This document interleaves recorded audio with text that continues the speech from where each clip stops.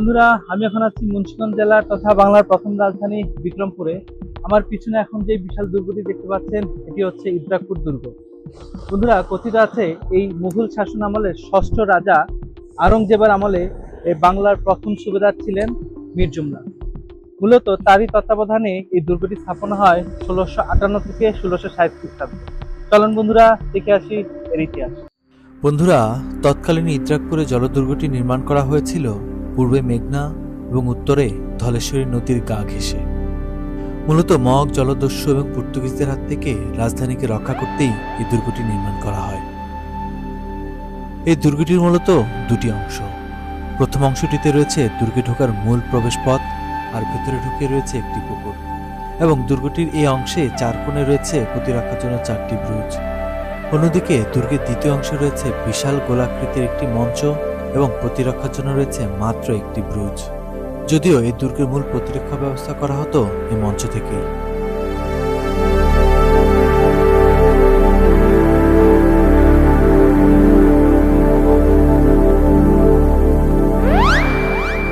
দুর্গের প্রথম অংশটি প্রশস্ত প্রায় 200 ফিট এবং দৈর্ঘ্য 280 ফিট, আর দ্বিতীয় অংশটির প্রশস্ত 140 ফিট ও দৈর্ঘ্য 330 ফিট, আর গোলাকৃত মঞ্চটির ব্যাস রয়েছে 100 ফিট। চলুন বন্ধুরা, এবার দেখে আসি দুর্গের বাস্তব চিত্র।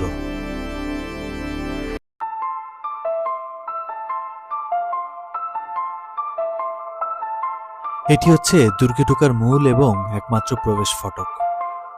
প্রায় 350 বছর ধরে মোগল আমলের এই দুর্গের সেই স্মৃতিগুলো এখনো বয়ে বেড়াচ্ছে এই ফটকটি। ভিতরে ঢুকতেই চোখে পড়ল মশাল লাগানো 100 বছরের পুরনো সেই স্থান দুটি। এখনো যেন অবিকল সে আগের মতোই আছে, নেই শুধু মশাল।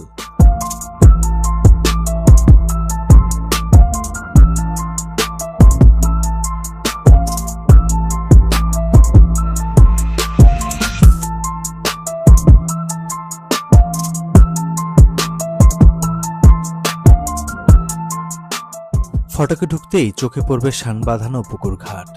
মূলত দুর্গের সৈন্যরা তাদের পানি চাইতে পূরণ করত এই পুকুর থেকেই। তাছাড়া কথিত আছে দুর্গের ভেতর এবং বাইরের পুকুর কেটেই তৈরি করা হয়েছিল সেই মঞ্চটি। দুর্গের প্রথম অংশটির চারপাশে 3 ফিট মোটা ওয়াল দ্বারা বেষ্টিত, এবং এই ওয়ালগুলোতে রয়েছে অসংখ্য ছিদ্র, যা দ্বারা ভেতর থেকে বাইরে খুব সহজেই নজর রাখা যেত। তাছাড়া বিশেষ প্রতিরক্ষার জন্য রয়েছে 4 কোণে 4টি ব্রুজ, যার মধ্যে 3টি বর্তমানে টিকে আছে, আর দক্ষিণ পশ্চিমের ব্রুজটি ভেতর অংশটি ব্রিটিশ আমলে ধ্বংস করা হয়েছে কারাগার নির্মাণের জন্য।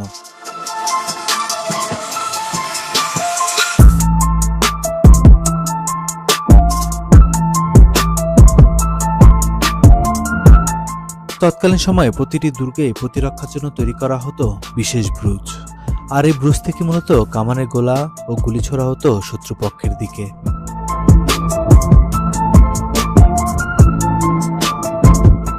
আর তাই বিশেষভাবে তৈরি করা হতো এই ব্রুজগুলো।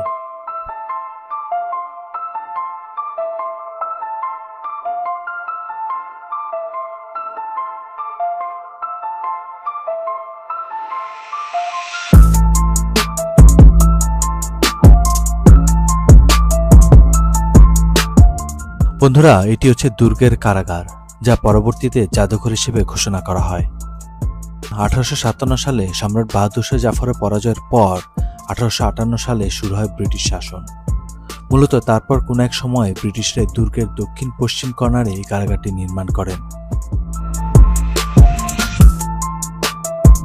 শুরুর দিকে এটি দ্বিতলা বিশিষ্ট কারাগার থাকলেও ব্রিটিশরা চলে যাওয়ার পর বেশ কিছু বছর এটি পরিত্যক্ত অবস্থায় থাকে, এবং পরবর্তীতে বাংলাদেশ সরকার এটি ভেঙে একতলা করে মুন্সিগঞ্জ জাদুঘর হিসেবে ঘোষণা করে।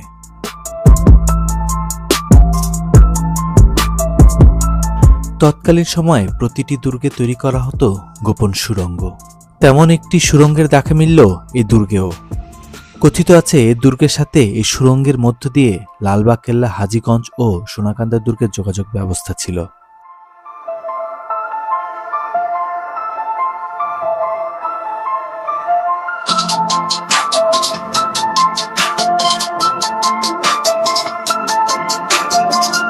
বন্ধুরা, এটি হচ্ছে মঞ্চে ওঠার প্রধান সিঁড়ি।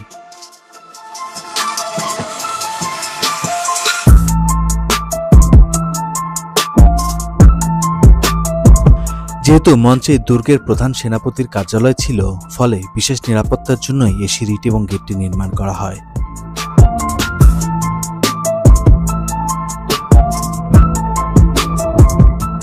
এবং ধারণা করা হয় গেটের সামনে বিশেষ নিরাপত্তা প্রহরী সর্বদাই দায়িত্ব পালন করত।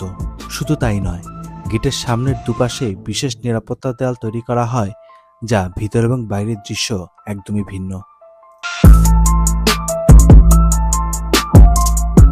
এখানেই এই দুর্গের প্রধান সেনাপতির কার্যালয় ছিল এবং এখান থেকে মূলত দুর্গের প্রধান প্রতিরক্ষা ব্যবস্থা নিয়ন্ত্রণ করা হতো। শুধু তাই নয়, ভূমি থেকে এই মঞ্চটির উচ্চতা প্রায় 30 ফিট, ফলে খুব সহজেই শত্রুদের গতিবিধি পর্যবেক্ষণ করা হতো এখান থেকেই। বন্ধুরা, এই বিশাল মঞ্চটি তৈরি করা হয়েছে দুটি স্তরে। প্রথম স্তরে দেওয়া হয়েছে মাটি এবং দ্বিতীয় স্তরে দেওয়া হয়েছে বালি ভর্তি কলস।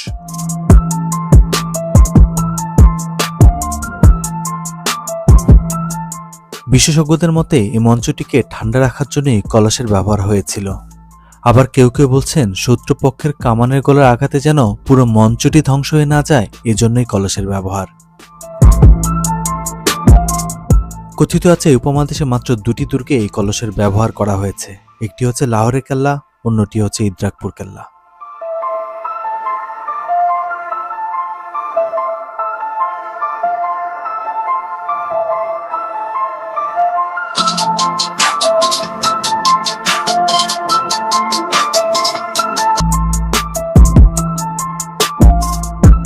মুঘল আমল থেকেই এই মঞ্চে বসবাস করত বিভিন্ন শাসন আমলের প্রশাসনের প্রধানরা।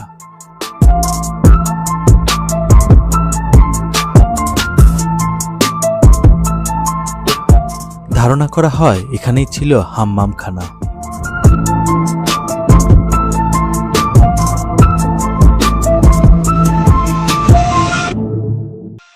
আর এখানেই ছিল ড্রয়িং রুম। আর এই মেঝেটি তৈরি করা হয়েছে তৎকালীন ব্রিটিশদের মোজাইক দিয়ে। তাই ধারণা করা হয় এই মেঝেটি ব্রিটিশ আমলে নির্মিত।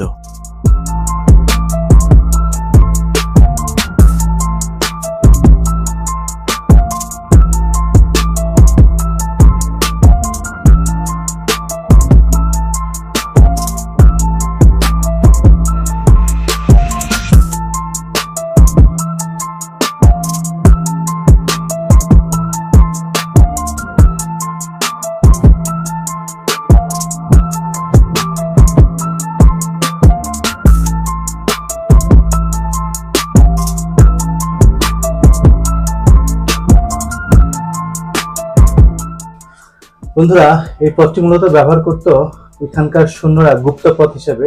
মূল স্থাপনায় সৈন্যরা যদি কোনোভাবে আক্রান্ত হতো, তারা এই পথ দিয়ে বেরিয়ে যেতে পারত।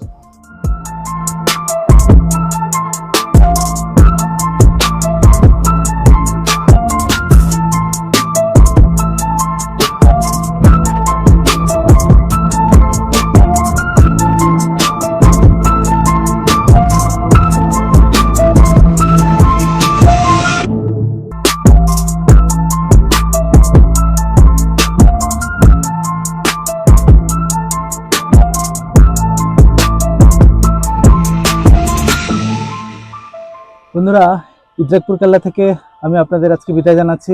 আসসালামু আলাইকুম।